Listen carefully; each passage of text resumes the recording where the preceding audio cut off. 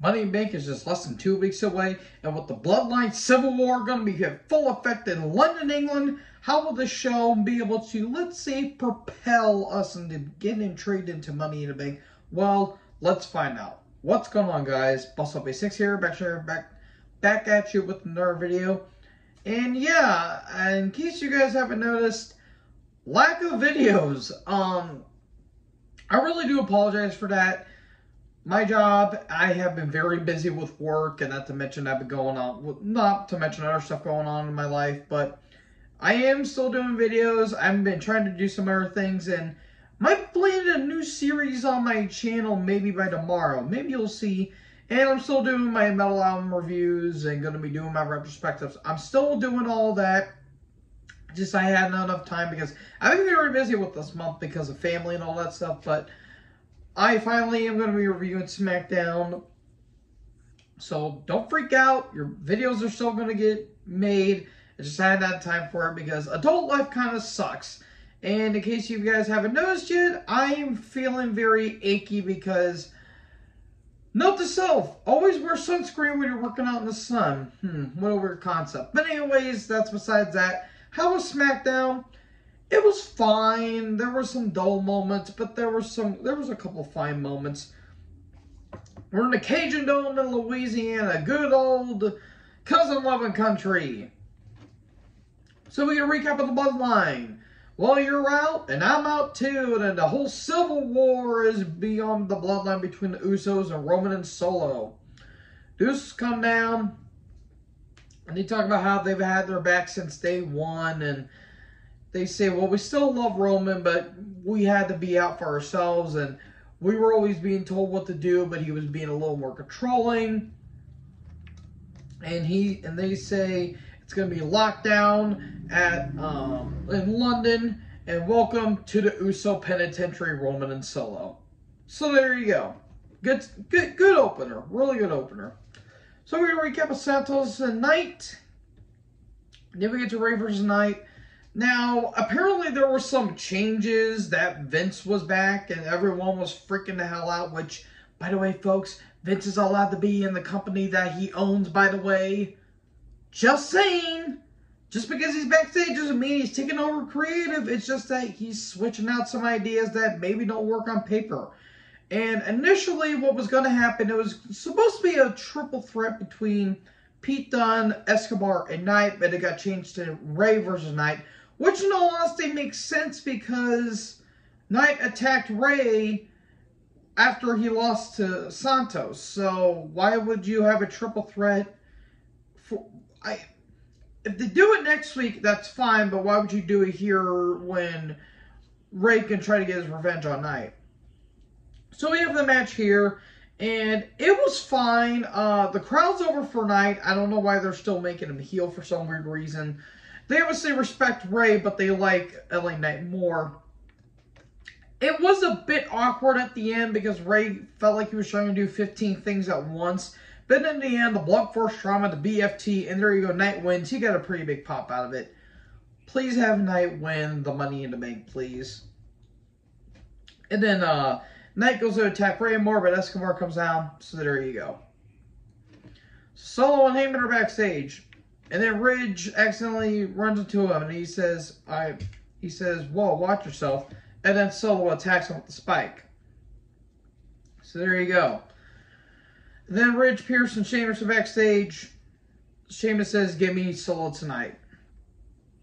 He comes out, and he wants Solo, and there you go. Oh, boy. Up next, we have the Women's Tag Team Unification match. Isla Dawn and Alba Fire. Cool team against Shayna and Ronda. God damn it. Look.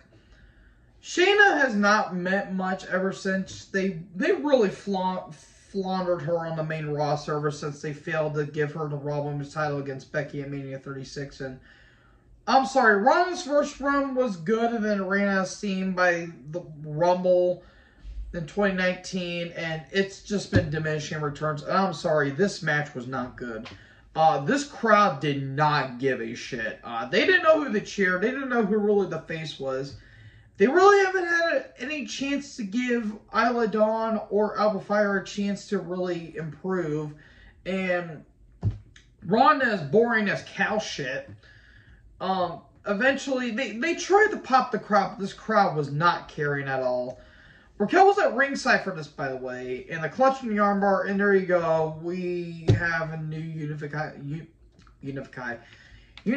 Women's Tag Champions. Just abolish this division, because this division's been dead. Raquel comes in the ring, and she says, well, we're going to take the tag titles from you. And Shane says, who's we? And Liv is back. At least Liv is back. At least there's one person I like out of this. She got injured early in May, and yet she's back from a shoulder injury, which, if it was nothing major, then cool. That's really good. But glad to see Liv back, and she looked nice. So there you go. At least Liv's back. Grayson Waller effect. Pretty Deadly come down. And I about turned the show off. I don't hate Pretty Deadly as a team. I think they're actually a pretty good team.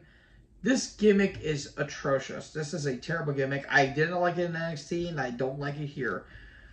This crowd did not care. This crowd, this was one of the most boring promos I've ever heard, because in 2 weeks, they're going to be taking on, or I think next week, or in 2 weeks or something like that, they're going to be taking on Sami and KO for the tag titles. This felt like it took forever to get going. It felt like it never got out of first gear. And there's Street Profits show up, and they're having a match. I legit forgot, I legit blanked during this segment. This is how boring it was. Profits took him Deadly. Montez is over. He had some, he does some funny stuff with the suits that the Pretty Deadly was wearing. That was kind of funny. But in the end, rope feed on the ropes. There you go, Deadly win. Recap Bianca and Flair. And Flair took on Evans. I think originally it was supposed to be Shotzi versus Bayley, but that got cut. Instead, we got this match, and I don't really care. I have not cared about Lacey Evans ever since she's returned. Not to mention she's exposed herself as an idiot on Instagram. Don't believe me, just look over Instagram. Or don't if you want to be sane for once. Figure 4 and Flair wins. And Asuka attacks. They're having her title match next week. Hopefully Sharp doesn't win. We can recap of Solo and Ridge. Solo comes down. Bianca and Pierce are backstage. Bianca says, I want to be at ringside. So that way no one tries to steal my spot. And Pierce is like, well, since this is such a high profile match, you're barred from ringside. Which means that Bianca's probably going to cause a DQ, and it's going to be a triple threat at the pay-per-view. Solo Heyman took on Sheamus. It was fine. Fine, hard-hitting match. Sheamus' spine is not going to lift by the time it's 60 with the bumps that he takes. Like, this dude nearly retired due to spinal stenosis, and yeah, he's still taking bumps like this. Like, he took a small drop on the floor. Solo's working on the back. 10 beats of the Ballard. But eventually, Solo hits Sheamus with a spike. Hip attack through the barricade, and the match gets called off there. Kind of a smart way to end the match, in all honesty, because Sheamus is still over, and you don't want Solo to lose. And then Solo attacks the medical staff, then the Usos come down, super kicks, splash, and there you go. That's Smackdown for you. So yeah, not a whole lot to the show, but it wasn't bad. It was just kind of there, in all honesty. So yeah, that was Smackdown. What you guys say about the show? Let me know in the comment section below. Make sure you guys leave a like, leave a comment, tap that big red subscribe button, tap the bell so when I upload, you guys will be notified. Thank you guys so much for watching this video. Most importantly, join the herd. Talk to you in the next video. Peace out.